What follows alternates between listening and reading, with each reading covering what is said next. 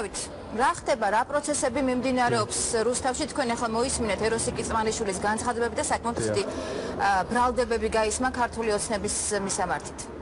როგორ შეაფასებთ ამ პროცესებს? სასაცილოა, გეტყვით სასაცილოა, ისეთ აბსურდებზე საუბრობს ბატონი ეროსი. დავიწყოთ იმით, რომ მე თავის ძროზე მოსახლეობას ვწოხდებოდი, არაერთხელ გავაჟღერე, რომ მერობის რამდენიმე კანდიდატი, მერობის და არა თვითონ პარტიები პირდაპირ მუშაობდნენ ერთიან ნაციონალურ მოძრაობაზე, მათ შორის ბატონი ეროსიც. და ძირითადი მუშაობის მიზანი იყო ის, რომ მეორე ტური დამდგარი იყო ქალაქში, ნუ რას მათ თავიანთ მაქსიმუმს მიაღწიეს. დანარჩენი ხა გეტყვით გუშინ მოხდა კარგი ფაქტი, მოხდა ლუსტრაცია რეალურად, რომელი ადამიანი ვიზე მუშაობდა. რეალურად ეროსიც მუშაობდა ერთიან ნაციონალურ მოძრაობაზე. ხან საკმაოდ კარგად ისაუბრა იმაზე, რომ ამ 9 წლიანი მმართველობის განმავლობაში რა ხდებოდა ქვეყანაში ზოგადად და როგორი პრობლემები იყო. ამავდროულად აცხადებს, რომ მათ მხარი უნდა დაუჭირონ მამუკა ჩიქოვანს, რომელიც ამ 9 წლიანი მმართველობის დროს პირველივე წლიდან 2004 წლიდან ბოლო დღემდე იყო ფაქტურად ხელმძღვანელი ჯერ ქალაქის, მერე გუბერნიის ხელმძღვანელი. ხა სასაცილო თემაა, იქ საუბრობს იმაზე, რომ ერთიან ნაციონალურ მოძრაობა იყო ბოროტება ზოგადად და მამუკა ჩიქოვანი არის სიკეთე. ნუ დანარჩენი ხა მოსახლეობამ თვითონ განსაჯოს. ხა რაც ეხება უცხოელიანების დარიგებას, აი საერთოდ აბსურდია, იმიტომ რომ პირდაპირ გეტყვით კოალიციას მსგავსი რესურსიც არ გააჩნია, მე გეტყვით წინა საარჩევნო კამპანიას თუ აკვირდებოდა რუსთავისას, ქართლის რუსთაველი მოსახლეობა ნახავდა, რომ საკმაოდ წირი რესურსი ქონდა ჩვენ და იმ მინიმალური რესურსით გავაკეთეთ ის, რაც გავაკეთეთ. ხა რეალურად დანარჩენი ხა ის პათოსი და განცხადებები თურმე რამაგარი სიტუაცია და ეს 4 მერობის კანდიდატი გაერთიან და ერთად მე გეტყვით მათი პარტიის ხელმძღვანელები გუშინ მთელი დღის განმავლობაში ტელევიზიითაც აანონსებდნენ.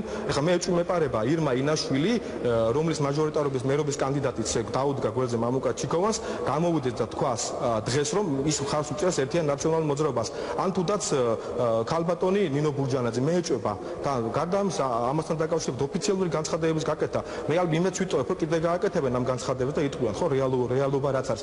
აქ იყო 4 ადამიანის გადაწყვეტილება, რომელთაც მე პირდაპირ გეტყვით, რომ რაღაც განსაკუთრებული რესურსი შეიძლება არ ქონდეს, არის პარტიული რესურსი იყო მათ რაც მიიღეს, ზოგადად გეტყვით, ხა ეროსის რესურსი იყო პირდაპირ გეტყვით, განაწყენებული მასე რა ქვია, ერთიან ნაციონალურ მოძრაობაზე და განაწყენებული ქართულ ოცნებაზე. და მე გეტყვით, ხა არჩევანი არის ესეთი, ან უნდა იყოს ერთიან ნაციონალურ მოძრაობის კანდიდატი, ან ქართული ოცნების კანდიდატი. მოსახლეობამ თვითონ უნდა გადაწყვიტოს, მე გეტყვით, ხა როცა საუბარი არის იმაზე, რომ კარგია, როცა საკრებულო ოცნების არის და მე იქნება ერთიან ნაციონალურ მოძრაობას, მე გეტყვით, მე 7 თვის განმავლობაში მიმუშავე საკრებულოში, სადაც ანუ მე იყო ოცნების კანდიდატი და ამ შემთხვევაში საკრებულო იყო ერთიან ნაციონალურ მოძრაობას, ანუ პირიქით და მე გეტყვით, არავის არ უჩევ ამ სისტემაში მუშაობას, იმიტომ რომ ყოველწამიერი დაბლოკები მიდიოდა სიტუაციებში. როგორ აფასებთ ამის შემდეგ თქვენს შანსებს მეორე ტურში? გამორიცხავთ, რომ აი ამ სხვა კანდიდატების ელექტორატმა ამ განცხადებების შემდეგ დაუშვათ თქვენს კონკურენტს მამუკა ჩიქოვანს დაუჭიროს მხარი?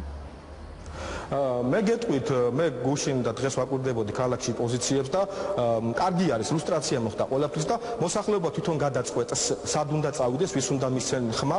მე არ ამგონია, ჩემი პირადი აზრი არის, ხალხი რომელიც 9 წლის განმავლობაში იმით იყო ცნობილი და ხა გეტყვით, ერთიან ნაციონალურ მოძრაობის ძირითადი მამოძრავებელის საკითხი არის ერთ-ერთი მაგალითად, რომ დავანთავისუფლოთ ბიზნესის ზეწოლისგან. სასაცილოა, 9 წლიანი მმართველობის მერე ადამიანი მიწერს შეპირებაში, რომ ის ბიზნეს გაანთავისუფლოს ზეწოლისგან. რაც ეხება ეროსის მას $100 მილიონ პროგრამას. მე აერთხელ დაუსვი ეს კითხვა, პასუხი მანვე გამცა.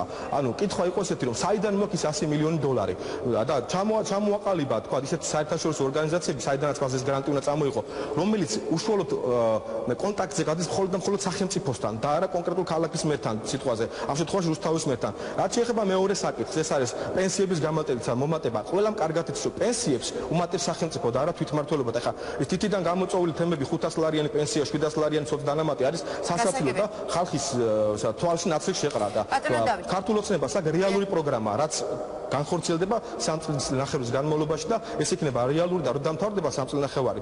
ხო, ავტომატურად თავისუფლად შეიძლება ყველა ოცნების წევრს ნებისმიერ ოჯახთან მისვლა და თქვა იმისა, რომ მათი პირობები შესრულებული იქნება ბოლომდე.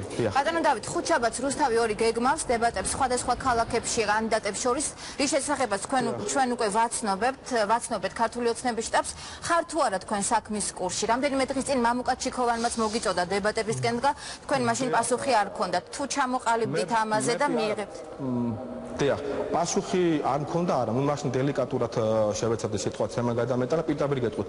მამუკა ჩიქოვანთან მე მქონდა რამოდენიმე დებატი, ამომწურავი დებატი, ფორმატი იყო, ეს ფორმატი რაც გუშინ დაფიქსირდა 4:1-ზე, ანუ ეს ხალხი ვინც თქვა დღეს გუშინ მასთან მის გარშემო დადგა, მაშინაც ამ ფორმატში იყო, ანუ 4:1-ზე ფორმატით მქონდა მე იმის არ შემშინებია, მიუხედავად იმისა, რომ მქონდა ინფორმაცია, რომ ეს 4-ვე კანდიდატი იყო ერთი კანდიდატი ფაქტიურად, ანუ მამუკა ჩიქოვანი, მათი არ შემშინებია, მე გეტყვით ხა უბრალოდ არ ვაპირებ მე ამოვწურე მამუკასთან სასაუბრო, არ ვაპირებ დანარჩენ დებატებში მასთან ჯდომას, უფრო მნიშვნელოვანი საკითხები ამ რამოდენიმე დღის განმავლობაში საკმაოდ ბევრი შეხვედრები მაქვს დაგეგმილი და ჩემთვის უპრიანი არის ამ შეხვედრებზე ვიარო ეს ერთი, დანარჩენი დამთავრდება არჩევნები და ყველაფერს თავის სახელით დაერქმება.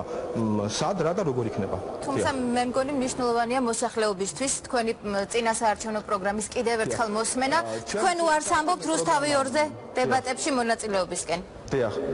მე მირჩევნია პირდაპირ გეუბნებით, მე მირჩევნია შევხვდეთ თითოეულ ადამიანს ქუჩაში დაველაპარაკო, რაც შეეხება დებატს, მამუკა ჩიქოვანთან დებატები რამოდენიმეჯერ მქონდა. მე ეს დებატები, ჩვენ ეს დებატები გავიარეთ, ყველა პუნქტი სათითაოდ, ასე რომ ეხლა კიდევ ერთი დავატრიალოთ იგივე საკითხებზე და იგივე თემებზე ვილაპარაკოთ, ჩემთვის აღარ არის უკვე მიზანშეწონილი, მე თავისუფლად შემიძლია თან პირდაპირ გეტყვით რა, არ ვთვლით ფიგურად მამუკა ჩიქოვანს იმისას, რომ მე დაუძდე ხა და რაღაც თემებზე ვესაუბრო.